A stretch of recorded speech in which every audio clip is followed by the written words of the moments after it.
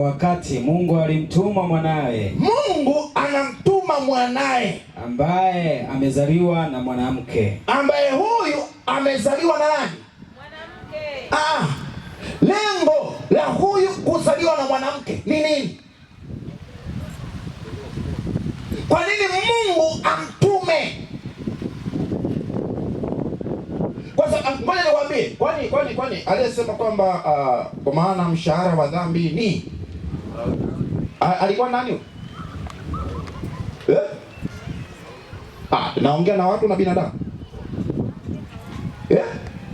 Aliyesema kwamba mshahara wa dhambi ni mauti ni nani? Wengine wanasema ni mchungaji. Takatifu mimi.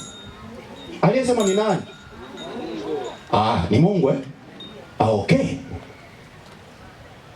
Kwa hiyo maana yake ni kwamba tunapotenda dhambi, matokeo yake tulipaswa tufanyaje?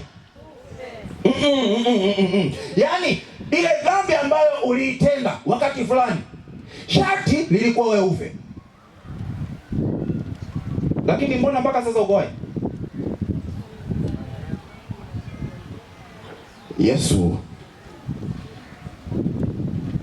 anakuja, anazaliwa na mwanamke, na ahadi ya kuzaliwa kwake inatimia.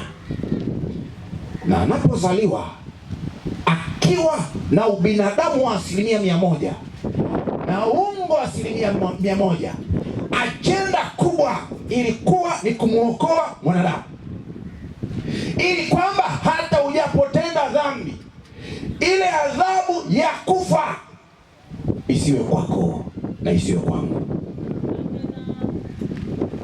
Na ahadi hiyo ilitimia.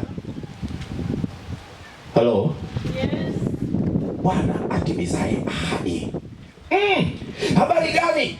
Fungua kitabu cha Mathayo 28. Mathayo sura 28 aya ya kwanza na aya ya pili.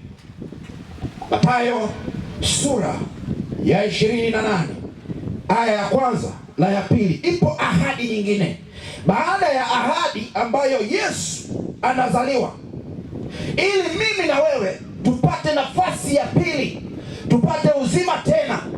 Ipo ahadi nyingine ambayo Bwana Mungu mwenyewe anasema kifo lazima kitokee.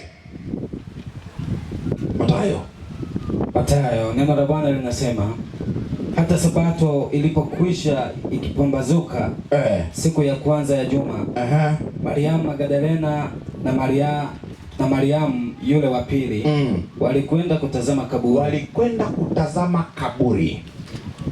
Na tazama, palikuwa na tetemeko kubwa la nchi. Tetemeko kubwa la nchi.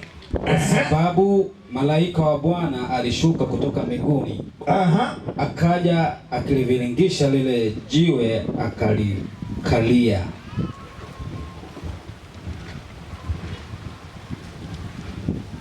Yesu anakufa,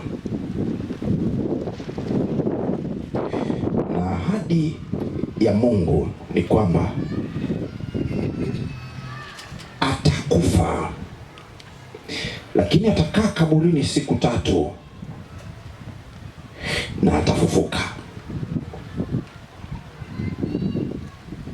Ijumaa jioni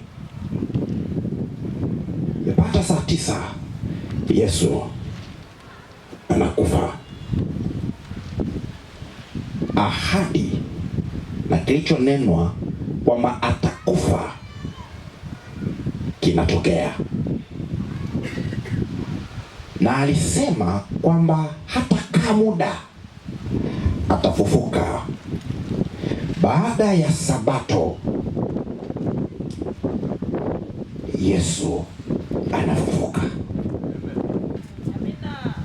Huyu ndiye ambaye tunakuwa na mashaka naye. Huyu ndiye ambaye tunampangia tarehe. Yaani huyu ndio tuna mashaka naye. Wakati fulani alisema atakubariki. Yaani una mashaka naye kwamba hatakubariki. Kama alitenda kwao, kwa nini kwako asitende? Amina. Kwa nini una mashaka? Kwa nini unahuzunika?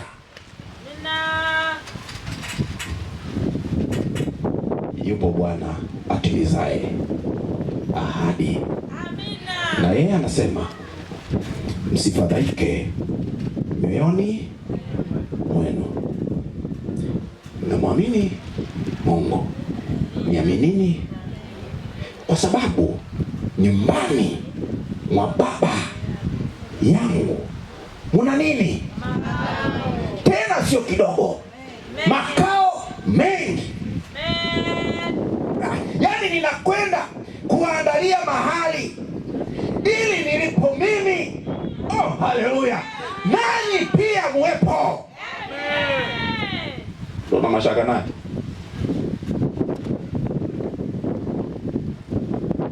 Jiandaeni, jiwekeni tayari.